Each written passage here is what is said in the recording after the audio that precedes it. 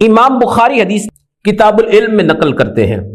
بابو اسمی من کذب علی النبی صلی اللہ علیہ وسلم، یہ باب قائم کیا ہے کہ جو نبی کریم صلی اللہ علیہ وسلم پہ جھوٹ باندھے، کوئی ایسی بات کہے جو حضور نے ارشاد نہیں فرمائی، اس کا گناہ کتنا ہے۔ حضرت ابو ہریرہ بیان کرتے ہیں کہ نبی کریم صلی اللہ علیہ وسلم نے فرمایا تسموا بسمی، فرمایا کہ میرے نام پہ نام رکھ لیا کرو، یعنی جیسے میرا نام محمد ہے تو تم بھی نام محمد رکھ سکتے ہو، جیسے امام بخاری کا اصل نام محمد ہے، محمد بن اسماعیل، تو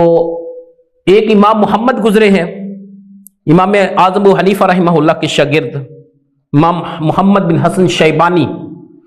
تو محمد نام بھی رکھا جا سکتا ہے، اکیلا بھی جائز ہے، محمد احمد ہے، محمد عبداللہ ہے، اس طرح بھی جائز ہے۔ تو نبی کریم صلی اللہ علیہ وسلم تسموا بسمی، میں کہ میرے نام پہ نام رکھ لو، ولا تقتنوا بکنیتی، لیکن میری کنیت پر کنیت نہ رکھو، جیسے حضور صلی اللہ علیہ وسلم کی کنیت ابو القاسم ہے، تو اس طرح کسی کے بیٹے کا نام قاسم ہو تو اپنے بیٹے کی مناسبت سے ابو القاسم کنیت اختیار نہیں کر سکتا، تو اس سے منع کر دیا۔ پھر آگے حدیث کے الفاظ مر رآنی فی المنام فقد رآنی، فرمایا کہ جس نے مجھے خواب میں دیکھا، جس نے میری خواب میں زیارت کی،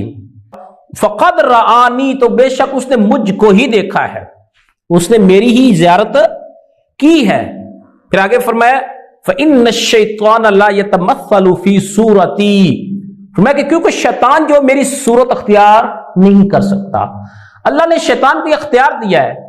کہ وہ مختلف صورتیں اختیار کر سکتا ہے، مختلف شکلیں اختیار کر سکتا ہے، کسی بزرگ کی شکل میں آ کے کسی کو گمراہ کر سکتا ہے، تو فرمایا نبی کریم صلی اللہ علیہ وسلم کے شیطان میری شکل و صورت اختیار نہیں کر سکتا،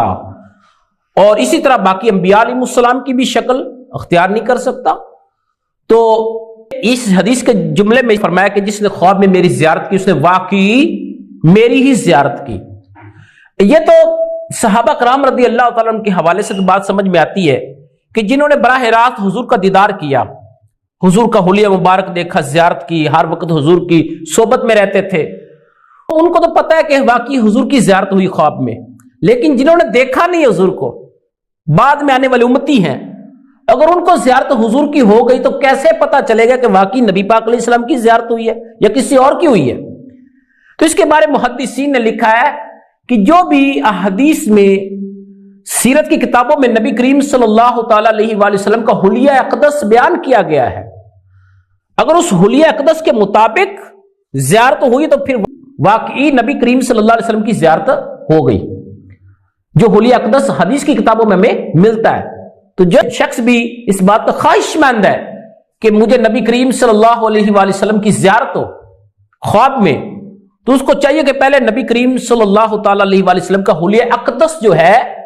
وہ سیرت کی کتابوں میں جو بیان ہوا ہے، حدیث کی کتابوں میں جو بیان ہوا ہے، اس کو ضرور پڑھے، اس کے مطابق اگر